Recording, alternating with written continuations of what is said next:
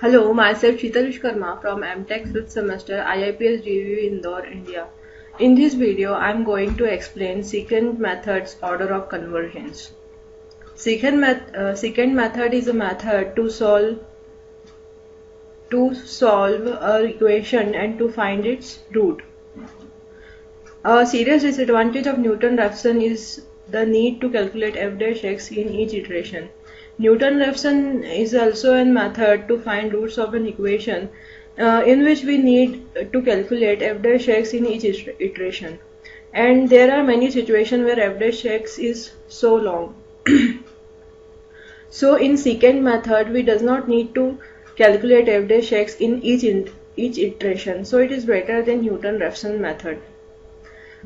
For secant method, an iterative formula is suitable for computation is xi plus 1 equal to xi minus 1 f of xi minus xi into f of xi minus 1 upon f of xi minus f of xi minus 1. Let y be a root of f of x equal to 0. Then y is the correct root and xi plus 1 xi and xi minus 1 are the supposed roots. So the error between y and xi minus 1 is ei minus 1, and between y and xi is ei, and between y and xi plus 1 is ei plus 1, as shows in the ray diagram.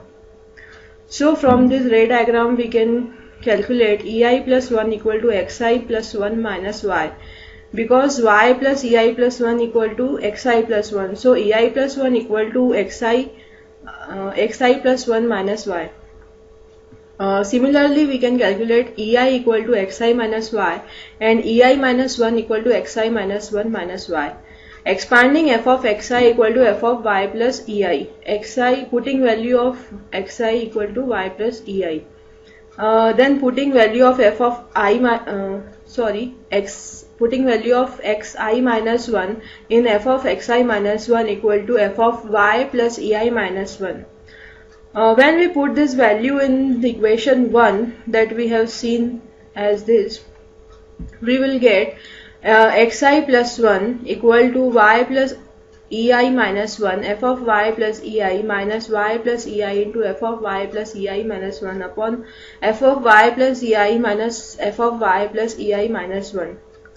Putting y plus ei plus 1 in place of xi plus 1 and applying Taylor series in f of y plus ei, f of y plus ei minus 1 and f of y plus ei and f of y plus ei minus 1 in the numerator and denominator, we will get this equation.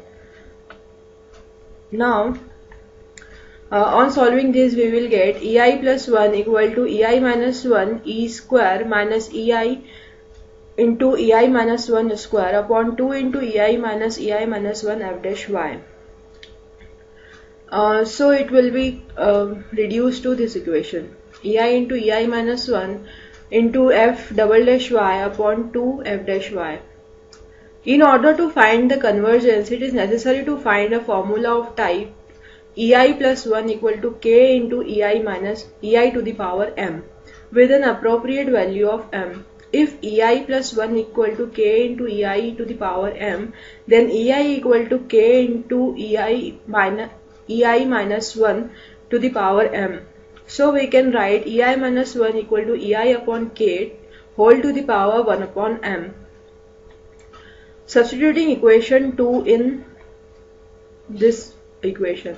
Equation 2 is what we have seen earlier, this. In this equation 2, ei minus 1 equal to ei upon k to the power 1 upon n.